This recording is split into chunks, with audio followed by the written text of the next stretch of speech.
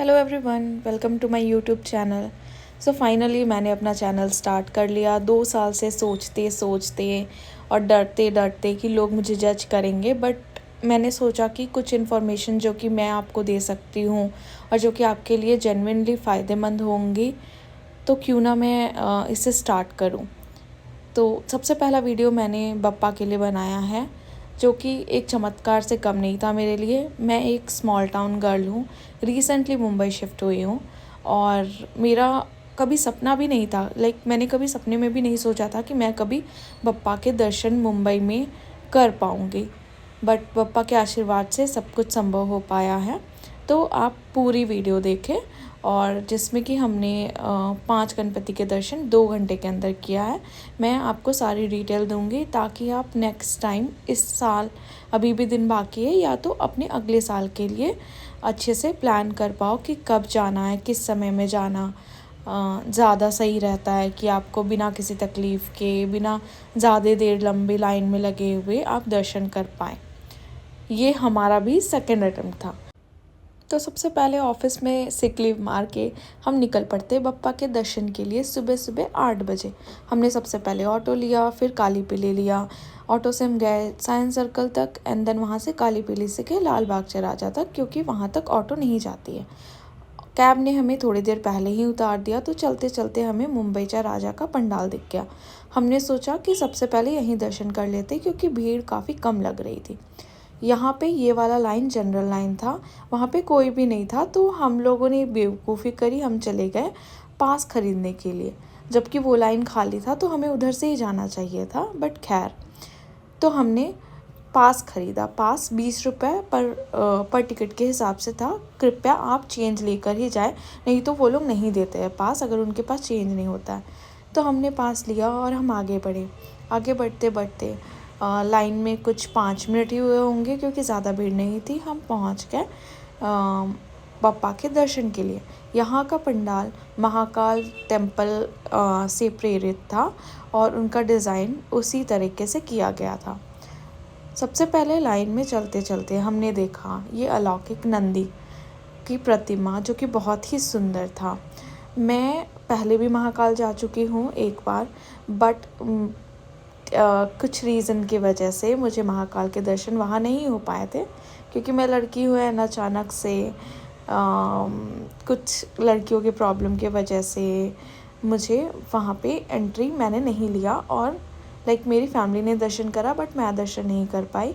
But भगवान की कृपा से मैंने यहाँ पे दर्शन करा। जब हम लोग अंदर पहुँचे तो अंदर का सजावट काफ़ी सुंदर और काफ़ी अलग था, जो कि आप यहाँ पे देख। तो ये थी बप्पा की मूर्त शिव जी के साथ। इसके बाद हमने प्रार्थना करी और हम बाहर निकले। बाहर हमें एक छोटे से मेले की तरह का व्यू मिला, जो कि बहुत ही अच्छा था। मुझे अपना बचपन याद आ गया। फिर हाँ, मुझे ये इयररिंग्स का ठेला मिला। यहाँ पे 5-10 मिनट हमने इयररिंग सेलेक्ट करा, ख़रीदारी करा। उसके बाद फिर हम चल पड़े लाल बाग चौराहा का दर्शन के लिए। आप देख सकते हो यहाँ पे बिल्कुल भी भीड़ नहीं है। डे 1 में जब हम आए थे तो यहाँ पे बहुत ज़्यादा भीड़ थी, जो देखकर हम डर गए थे और फिर हम वापस हो गए थे बिना लाइन में लगे और बिना दर्शन किए। ये है डे 1 की फ़ोटो। आप देख सकते हो कि मैंने जो भी बोला वो सच बोला। यहाँ पे बाहर में बिल्कुल भी भीड़ नहीं थी, जो कि बहुत विपरीत थी हमारे फर्स्ट डे। जितना हमने भीड़ और धक्का मुक्की देखा था, अंदर आकर हमें ये मोदक दिखा, जो कि हजमोला से बना हुआ था। बहुत सारे कंपनीज़ के प्रचार वहाँ पे थे, like Pepsi and Hajmola, and jobs के लिए भी कुछ प्रचार थे। तो कंपनीज़ ने भी अपने लिए एडवर्टाइजमेंट का एक मौका ढूंढ लिया था।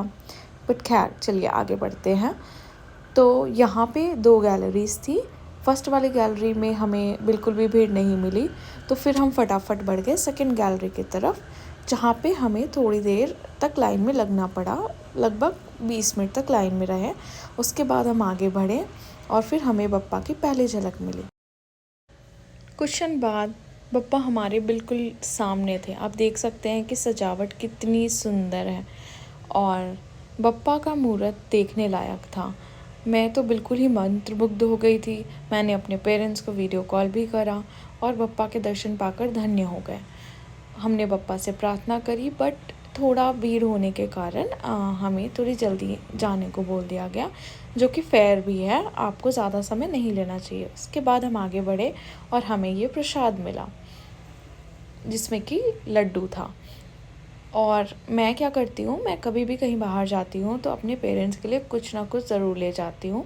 जहाँ तो लाल बाग राजा से हमने एक चांदी का सिक्का, 5 ग्राम चांदी का सिक्का खरीदा, जो कि बोला जा रहा था कि चढ़ा हुआ है। तो इस बार जब मैं घर जाऊँगी दिवाली में, तो ये मैं अपनी माँ को दूँगी ताकि वो इसे पूजा कर सके। उसके बाद हम चल पड़े चिंचपोकली या चिंतामणि के दर्शन के लिए। हमें वहाँ पे ये लंबी लाइन दिख रही थी, जो कि धूप में लोग खड़े थे। हमने ये स्किप करा और लेफ़्ट साइड से चिंतामणि के दर्शन किए। मूर्ति काफ़ी सुंदर थी, जो कि जगन्नाथ भगवान से प्रेरित थी।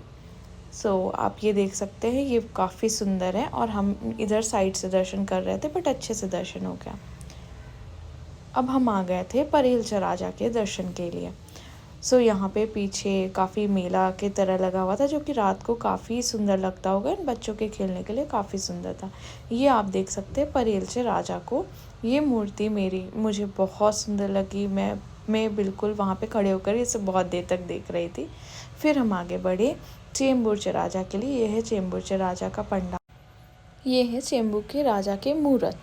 यहाँ पर हम आरती के समय में पहुँचे थे, तो ये रही आरती की एक इसके लिए प्रभु प्रार्थना करते हैं, सर्वे भवन्तु सुखिनः, सर्वे सन्तु निरामया, सर्वे भद्राणि पश्यन्तु, मा कश्चित् दुःखं भाग् भवेत्। कर्पूर गौरम करुणावतारम संसार सारं भुजगेन्द्र। इसके बाद हम बहुत थक गए थे, तो हम आए दिल्ली से और यहाँ खाया छोले भटूरा और लस्सी, जो कि बहुत अच्छा था। फिर हमने लिया ऑटो और चल पड़े हम अपने घर की तरफ। Thank you.